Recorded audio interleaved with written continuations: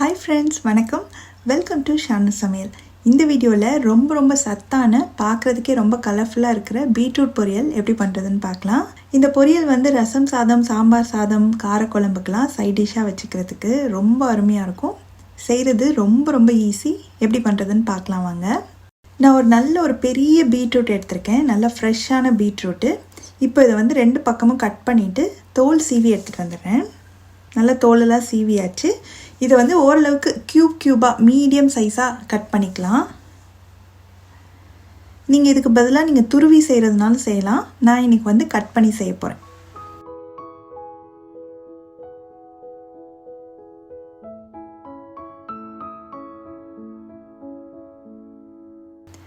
இந்த மாதிரி ஒரே மாதிரி சைஸ் க்யூப்ஸாக கட் பண்ணியாச்சு.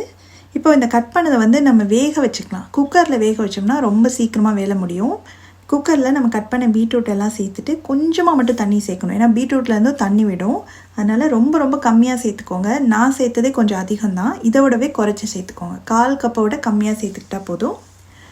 இது கூட கொஞ்சமாக உப்பு சேர்த்துட்டு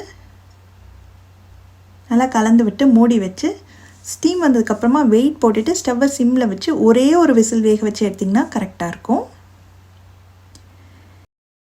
இப்போ ஒரு விசில் வேக வச்சு ஸ்டீமெல்லாம் போயிடுச்சு. திறந்து பார்க்கலாம்.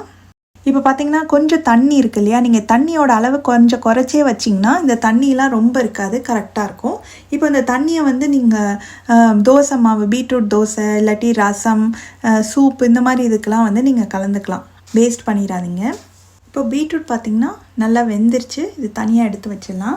அடுத்து ஒரு பேன் சூடு பண்ணி அதில் கொஞ்சமாக 1 ஸ்பூன் மட்டும் எண்ணெய் சேர்த்துட்டு, எண்ணெய் சூடானதும் இதில் கொஞ்சம் கடுகு உளுந்து சேர்த்து நல்லா பொரிஞ்சதும் ஒரு 1/4 ஸ்பூன் போல் சீரகத்தையும் சேர்த்து பொரிய விட்டுட்டு இதில் கொஞ்சமாக கறிவேப்பிலை சேர்த்துக்கலாம்.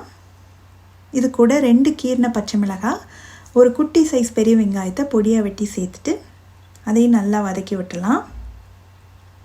வெங்காயம், பச்சை மிளகாய் எல்லாமே நல்லா வதங்கினதுக்கப்புறமா நம்ம வேக வச்சு வச்சுருக்கோம் இல்லையா பீட்ரூட்டை, அது சேர்த்துடலாம். கொஞ்சமாக தண்ணி இருந்ததுன்னா அப்படியே சேர்த்துக்கோங்க. நிறைய தண்ணி இருந்தால் மட்டும் கொஞ்சம் வடித்து அது தனியாக வேறு எதுக்காவது யூஸ் பண்ணிக்கோங்க. பீட்ரூட் சேர்த்ததுக்கப்புறமா நல்லா வதக்கிக்கணும். ஆல்ரெடி நல்லா வெந்துருச்சு. இந்த தண்ணியோடு இந்த வெங்காயம் இதெல்லாம் சேர்ந்து கொஞ்சம் ஒரு 2 நிமிஷம் வதங்கினா போதும்.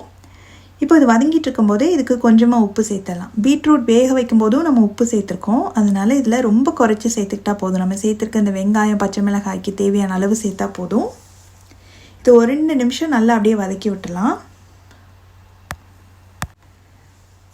கடைசியில் இதில் கொஞ்சம் தேங்காய் துருவல் சேர்த்துக்கலாம். நான் கொஞ்சம் நிறையவே சேர்க்குறேன். ஒரு 1/4 கப் போல் தேங்காய் துருவல் சேர்க்குறேன். நிறைய தேங்காய் துருவல் சேர்த்தோம்னா இன்னுமே டேஸ்ட்டாக இருக்கும். சேர்த்து நல்லா கலந்து விட்டுட்டு ஸ்டவ் ஆஃப் பண்ணிடலாம். ரொம்ப ஹெல்த்தியான, ரொம்பவே டேஸ்டியான பீட்ரூட் பொரியல் ரெடி ஆயிடுச்சு. நீங்களும் இந்த ரெசிபியை கண்டிப்பாக ட்ரை பண்ணி பாருங்கள். ட்ரை பண்ணி பார்த்தீங்கன்னா எப்படி வந்தது அப்படின்ற கமெண்ட்ஸையும் மறக்காமல் ஷேர் பண்ணுங்கள். தேங்க்ஸ் ஃபார் வாட்சிங்.